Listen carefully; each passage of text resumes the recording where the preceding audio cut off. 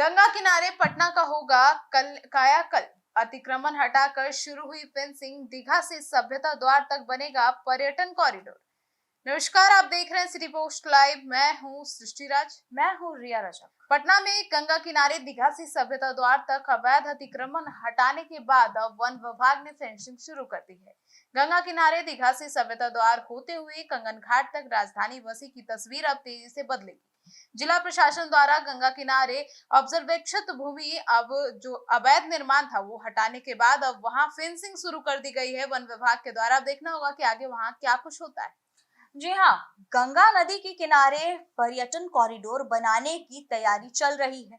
अब ये तो खुशखबरी है सभी के लिए, क्योंकि गंगा किनारे दीघा से सभ्यता द्वार होते हुए कंगन घाट तक राजधानी बसे की तस्वीर अब तेजी से बदलेगी। फेंसिंग से गंगा तटीय क्षेत्र को सुरक्षित रखने व भविष्य की रिवर फ्रंट पर्यटन व सड़क परियोजनाओं को धरातल पर उतारने के कार्य तेजी से पूरे किए जाएंगे। वहीं वन विभाग तेजी से फेंसिंग करवा रहा है। जिला प्रशासन के अनुसार गंगा तट पर वर्षों से कच्चे पक्के अतिक्रमण को हटाने के बाद अब पूरे इलाके को योजनाबद्ध तरीके से विकसित किया जाएगा। इसका सीधा लाभ जेपी गंगा पथ, रिवर फ्रंट विकास, पर्यटन और नागरिक सुविधाओं को मिलेगा। आने वाले समय में गंगा किनारा श्रद्धा, पर्यटन, संस्कृति और आधुनिक शहरी विकास का संगम बनकर उभरेगा। तो वहीं अब सवाल उठता है कि गंगा किनारे आधुनिक मनोरंजन का पूरा व्यवस्था होगा या नहीं होगा। तो आपको बता दें, इसका जवाब है हाँ। दीघा से सभ्यता द्वार तक करीब 7 किलोमीटर लंबे गंगा तटीय क्षेत्र को एकीकृत मनोरंजन व पर्यटन केंद्र के रूप में विकसित किया गया है। लगभग 330 करोड़ की लागत से यह महत्वाकांक्षी योजना को यहाँ आधुनिक कॉरिडोर को आधुनिक सार्वजनिक स्थल में बदलना जाएगा। अब परियोजना के तहत हरित क्षेत्र, ओपन जिम और बॉटनिकल गार्डन और वाटरफ्लाइज पार्क, वॉकिंग जोन व आधुनिक मनोरंजन सुविधाएं जो है विकसित की जाएगी। यह सिर्फ सड़क परियोजना नहीं होगी, बल्कि गंगा किनारे लोगों का विश्व स्तरीय सार्वजनिक अनुभव देने वाला एक नया शहरी स्पेस बनेगा। तो क्या जेपी गंगा पथ से नया शहरी नेटवर्क को जोड़ा जाएगा? तो जी हाँ, जोड़ा तो जाएगा, क्योंकि सभ्यता द्वार से कलेक्ट्रेट घाट तक करीब 450 मीटर लंबा विचरण पथ बनाया जाएगा। वहीं इससे मॉर्निंग वॉक करने वालों, पर्यटकों और छठ श्रद्धालुओं को बड़ी सुविधा मिलेगी।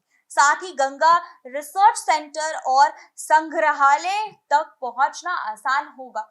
वहीं बांस घाट के पास जेपी गंगा पथ और देश रत्न डॉक्टर राजेंद्र प्रसाद स्मारक के बीच लगभग 10 एकड़ क्षेत्र में बेस्ट टू वंडर थीम पर बिहार गौरव उद्यान विकसित किया जाएगा।